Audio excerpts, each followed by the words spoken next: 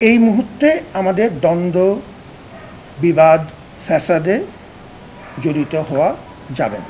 এই সময় যদি আমরা আমাদের এই সহনশীলতা বজিয়ে রাখতে না পারি, তাহলে তৃতীয় পক্ষ তার সুযোগ নেবে। ছাত্রছাত্রীরা একটা কথা পরিষ্কার আমাদের সবার বোঝা দরকার যে ডাকসু মূলত তোমাদের অনুষ্ঠান।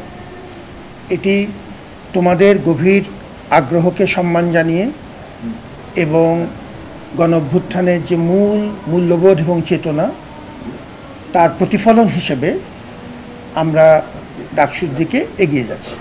ডাকসু মূলত তোমাদের অনুষ্ঠান। প্রশাসনের তরফ থেকে, আমাদের সম্মানিত নির্বাচন কমিশনের তরফ থেকে আমরা আয়োজনের দায়িত্বটা নিয়েছি, তাও তোমার হাত ধরে। আজকে একটি বড় মাইলফলক আমরা অতিক্রম করলাম।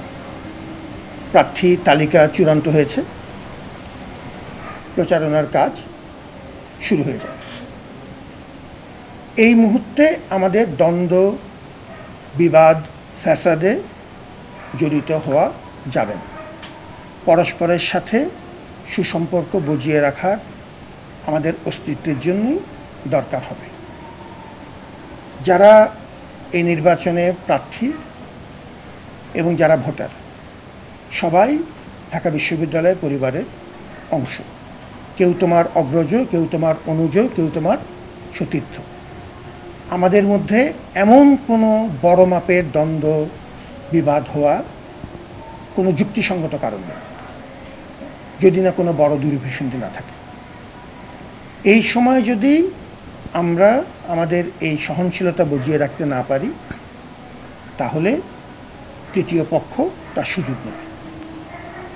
ঘোলা পানিতে মাছ শিকারে যারা আগ্রহী, তারাও তোমার এবং আমার এই দুর্বলতার সুযোগ নেবে।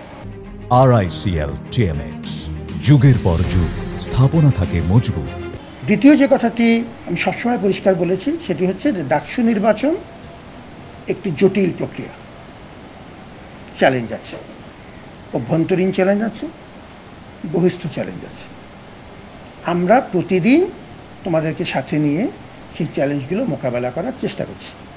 যেমন সবার জন্য মোটামুটি একরকম একটা সমান পরিবেশ যেন থাকে, আইন শৃঙ্খলাটা ঠিক রাখার চেষ্টা করা, প্রতিদিন কাজ করা হচ্ছে। এই যে আমি এখন কথা বলছি, এখনও নির্বাচন সাথে দায়িত্বপ্রাপ্ত যে চিফ রিটার্নিং অফিসার বৃন্দ, তারা আইন শৃঙ্খলা বাহিনীর সাথে তারা সভা করছেন।